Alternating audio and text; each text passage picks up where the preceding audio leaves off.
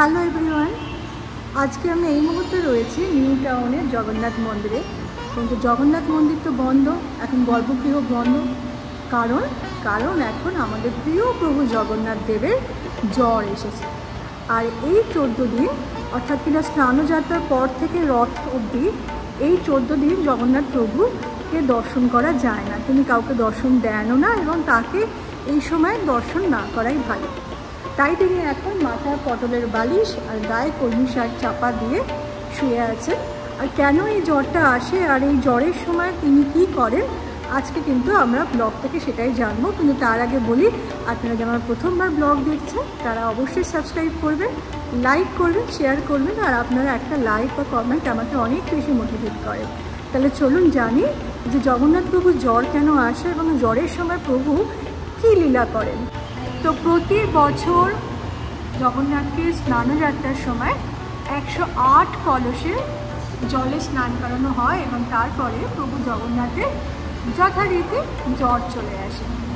কিন্তু এই জ্বরের সময় প্রভু জগন্নাথ কী করে? এই জ্বরের সময় প্রভু জগন্নাথ মাথায় পটলের বালিশ আর গায়ে কলমি শাক দিয়ে শুয়ে থাকে। আমাদের যেমন জ্বর হলে আমরা যেমন ঘরের মধ্যে শুয়ে থাকি, তখন আমরা কি করি? তখন আমরা আমাদেরকে সহজপাচ্য খাবার, মানে যেগুলো আমরা সহজে হজম করতে পারি, পাতলা ঝোল, পাতলা খাবার বা কখনো কখনো হালকা খিচুড়ি, এরকম টাইপের খাবার যখন আমাদের খাওয়ানো হয়, এই সময় প্রভু জগন্নাথকেও কিন্তু তাই করা হয়ে থাকে। এই সময় প্রভু জগন্নাথকে খুব হালকা রান্নাবান্না খাওয়ানো হয়। এবং পুরীর মন্দিরে যেটা হয়, পুরীর মন্দিরে এই সময় অবশ্যই এই সময় কপাট বন্ধ থাকে, কেউ জগন্নাথ প্রভুকে দর্শন করতে পারে না। রথের দিনকে জগন্নাথ প্রভু আবারও নতুন বেশে আমাদের সকলের সামনে নববেশে নবরূপে আমাদের সকলের সামনে তিনি আবার ধরা দেন। আবার তিনি নগর ভ্রমণে বেরোন, যেটা আমরাকে রথযাত্রা বলে থাকি। তিনি ঘুরতে ঘুরতে মাসির বাড়ি যান, যেটা আমাদের কাছে একটা ভীষণভাবে একটা উৎসব হয়। আর যেমন আমাদের জ্বর আসার সময় যেটা বলছিলাম, আমরা যেমন সহজপাচ্য খাবার খাই, এই সময় প্রভুকেও খুব সাধারণ খাবার দাবার দেওয়া হয়। এবং পুরীর মন্দিরে যেটা হয় যে উচ্ছিষ্টটা থাকে, সেই উচ্ছিষ্টটাও কিন্তু পুরীর মন্দির থেকে মানে গর্ভগৃহ থেকে বার করা হয় না। এই সময় জগন্নাথ প্রভু সেই মন্দিরে থাকে, মাতা লক্ষ্মীর সঙ্গে তিনি লক্ষ্মী রানীর সঙ্গে তিনি সময় কাটান। বলা হয় যে এখান থেকে আমরা অনেক শিক্ষা, তিনি আমাদেরকে সাংসারিক জীবনে শিক্ষা দেয় যে সারা বছর আমরা যখন ভীষণভাবে নিজেদের কাজে ব্যস্ত থাকি, তারপরেও নিজের মানুষদের সঙ্গে, প্রিয় মানুষদের সঙ্গেও কিন্তু কখনো কখনো সময় কাটানো উচিত। তো জগন্নাথ প্রভু তো কখনো তার ভক্তদের কাছ থেকে ছুটি নিতে পারেন না। তিনি ভক্তদেরকে কখনো, যাতে কোনো ভক্তকে তিনি চোখে না হারান, সেজন্য তিনি চোখের পলক পর্যন্ত ফেলেন না। তাই এই 7টা দিন তিনি, 7টা দিন নয়, এই কটা দিন তিনি, 15টা দিন তিনি একদম সকলের আড়ালে থাকেন, মাতা লক্ষ্মীর সঙ্গে তিনি সময় কাটান।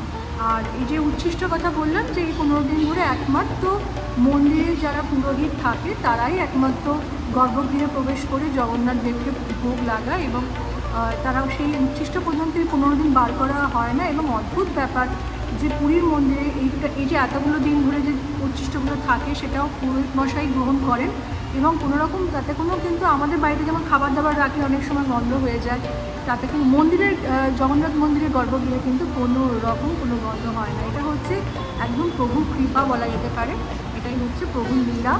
এবং কেন এই জ্বরটা আসে সেটার পেছনে কিন্তু সুন্দর একটি কাহিনী আছে। তো বলা হয় প্রভু জগন্নাথ দেবের প্রিয় শিষ্য বা প্রিয় ভক্ত হলেন মাধব দাস। তিনি উড়িষ্যারই একটি জায়গায় থাকতেন, এই মাধব দাস, যিনি তার পুরো জীবনটাই প্রভু জগন্নাথকে উৎসর্গ করে দিয়েছিলেন।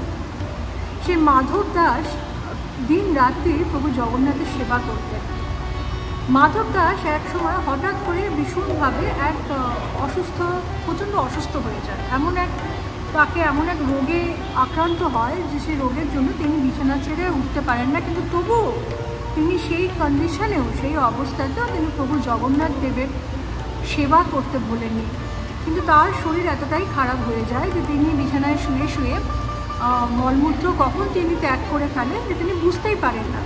তাকে যদি কেউ সেবা করতেও আসতো, তিনি কারোর সেবাও নিতেন না। তিনি বলতেন যে না, আমার যতক্ষণ শরীর আছে আমি নিজের শরীর আমি নিজেই করে নেবো, আমাকে কাউকে সেবা করতে হবে। কিন্তু তার এমন কন্ডিশন দেখে, তার এমনই কোনো অবস্থা দেখে প্রভু জগন্নাথ দেব নিজে এক সেবায়িতের রূপ ধারণ করে তিনি চলে যান মাধব দাসকে সেবা করতে। কিন্তু তিনি নিজে হাতে সে মাধব দাসের জামা কাপড়, মলমূত্র ত্যাগ করা জামা কাপড় তিনি পরিষ্কার করতে শুরু করলেন, মাধব দাসকে রান্না করে খাওয়াতে শুরু করলেন। মাধব দাস কিন্তু প্রথমেই বুঝে গেছিল এ তো আমার প্রভু। তিনি প্রভু জগন্নাথকে প্রশ্ন করেন তখন যে আমি তো বুঝেছি যে তুমি প্রভু, তাহলে তুমি প্রভু সবই তো করতে পারো, তুমি আমার এই শরীর খারাপ কেন সারিয়ে দিচ্ছ না? তুমি এখানে এসে আমার মলমূত্র ত্যাগ করা বস্ত্র তুমি পরিষ্কার করতে পারছো নিজে হাতে, এ তোমার ভীষণ কৃপা, এ তোমার আমার প্রতি ভালোবাসা, তাহলে তুমি তো চাইলে আমার এত রোগ জ্বালা সব কিছুই তুমি ঠিক করে দিতে পারো। প্রভু জগন্নাথ তখন বলল যে দেখো মাধব, আমি চাই না যে তোমাকে আবার ওই ধরা তলে ফিরে আসতে হয়, তার যাতে সেই জন্যই তোমার যত জীবনের পাপ আছে, আগের জন্মে যত পাপ আছে সেটা তোমাকে আমি এই জন্মেই সেগুলো তোমার নাশ করে দিয়ে যেতে চাই, যাতে তোমাকে আর এই ধরাতলে ফিরে আসতে না হয়, যাতে তুমি মৃত্যুর পর আমার সাথে আমার বৈকুণ্ঠে থাকো। মাধব দাসের কিন্তু তবুও তুমি যদি চাও মাধব, আমি তোমার যেটুকু বাকি আছে, তোমার যেটুকু পাপ বাকি আছে, যে পাপের জন্য তোমাকে এই শারীরিক কষ্ট ভোগ করতে হচ্ছে, সেই পাপ, সেই জিনিস আমি নিয়ে নেব।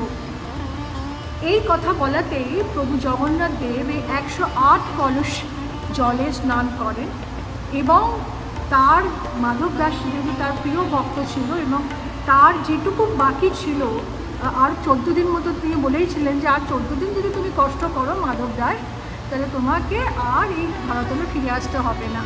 কিন্তু যখন তুমি বলছো তোমার ওই 14 দিনের কষ্ট আমি নিয়ে নেব, এবং সেই জন্যই প্রভু লীলা করতে শুরু করলেন। প্রতি বছর 108 কলস স্নানের পর সেই 14 দিনের জ্বর বলা হয় প্রভু নিজের মধ্যে নিয়ে নেয় এবং এই সময় প্রভু জগন্নাথের জ্বর আসে।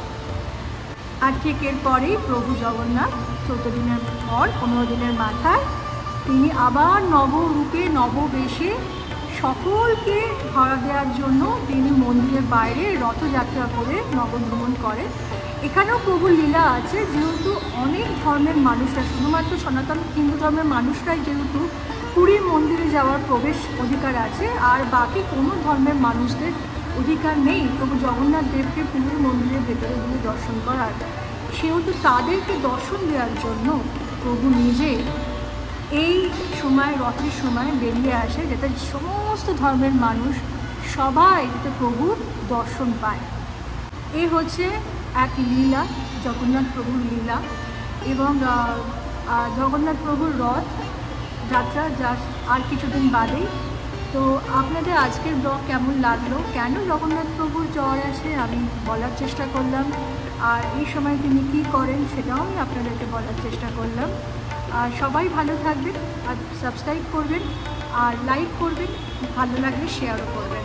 আজকে আসি, সবাই ভালো থাকবেন, নমস্কার।